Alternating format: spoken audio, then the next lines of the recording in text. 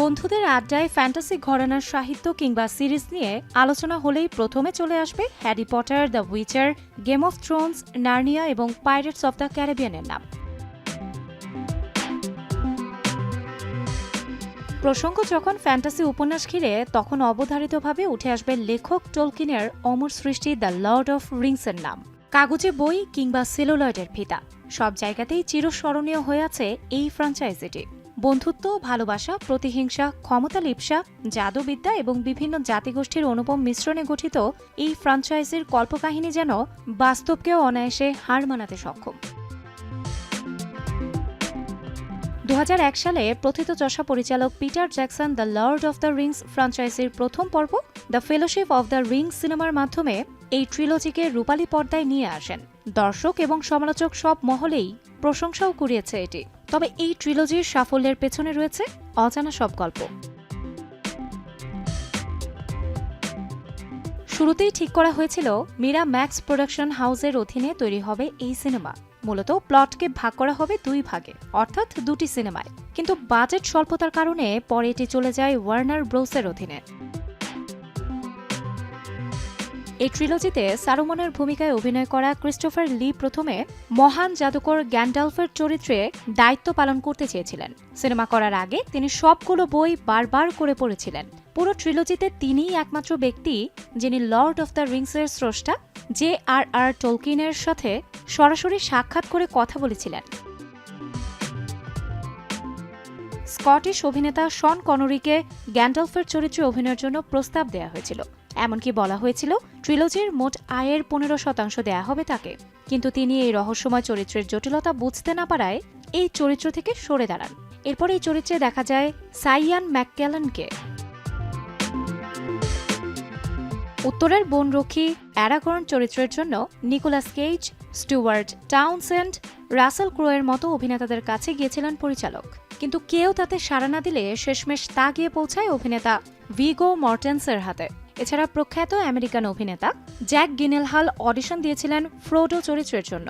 পরবর্তীতে এলাইজাহ উডকে ফ্রোডো হিসেবে বেছে নেওয়া হয়। এবার বই থেকে সিনেমা অভিযোজনের ব্যাপারে কিছু পরিবর্তন নিয়ে কথা বলা যাক।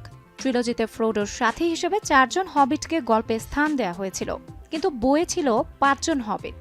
বাদ পড়া একজন হলেন শায়ারের বাসিন্দা ফ্রেডেগার ফ্যাটি বোলজার। 2001 সালে এই ট্রিলজির প্রথম সিনেমা যখন মুক্তি পায়, তখন প্রযুক্তির দুনিয়ায় গ্রাফিক্স এবং ভিএফএক্স এর নবযুগের উত্থান ঘটেছে মাত্র। প্রযুক্তির বহু নতুন নতুন আবিষ্কার ব্যবহার করা হয়েছিল এই সিনেমাতে। এই সিনেমার জন্য পোশাক তৈরি করা হয়েছিল প্রায় 18,000, 2,000 আলাদা আলাদা অস্ত্র এবং প্রায় 10,000 তীর ব্যবহার করা হয়েছিল এই ট্রিলজিতে। আনা হয়েছিল 300-র মতো ঘোড়া। সিনেমা 3টি মুক্তি পেয়েছিল যথাক্রমে 2001, 2002 এবং 2003 সালে। বিশাল দৈর্ঘ্যের সিনেমার কাজ সামলাতে গিয়ে নাভিশ্বাস ওঠার উপক্রম হয়েছিল পুরো সম্পাদনা দলের। এমনও সময় গিয়েছিল যেখানে 3টি সিনেমার কাজ একসাথে চলেছিল। এবার আসা যাক টোলকিনের সৃষ্ট ইউনিভার্সের কথায়। অনেকে ইউনিভার্সকে মিডল আর্থ নামে সম্বোধন করে থাকে, যা পুরোপুরি ঠিক নয়। ইয়া নামক ইউনিভার্সের একটি অংশ হল আর্দা গ্রহ, আর ওই গ্রহে মিডল আর্থ আসলে কোনো একটা মহাদেশ বা দেশের মতো। ইলুভাতার নামে এক ঐশ্বরিক সত্তার গান থেকেই মূলত লর্ড অফ দ্য রিংস ইউনিভার্সের সৃষ্টি।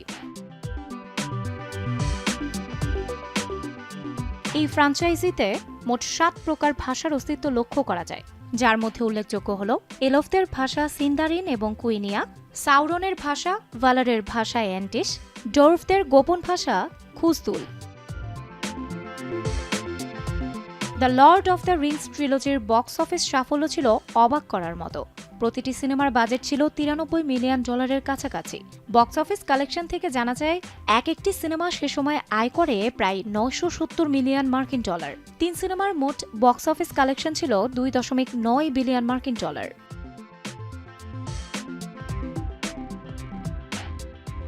অস্কারে আজ পর্যন্ত এই ট্রিলজির রেকর্ড ভাঙতে পারেনি অন্য কোনো সিনেমা। ফেলোশিপ 4টি অস্কার, দ্য টু টুয়ার্স 2টি অস্কার এবং সর্বশেষ সিনেমা the Return of the King 11টি অস্কার জিতে সাড়া ফেলে দিয়েছিল দর্শক মহলে। মজার ব্যাপার হলো the Return of the King মোট 11টি অস্কার মনোনয়নের প্রত্যেকটাই জিতে নিয়েছিল সে সময়ে। এমন রেকর্ড অস্কারের ইতিহাসে খুবই বিরল। তাহলে বলাই যায় মুক্তির 2 দশক পেরিয়ে গেলেও এই ট্রিলজির দর্শকপ্রিয়তা কমেনি এতটুকুও।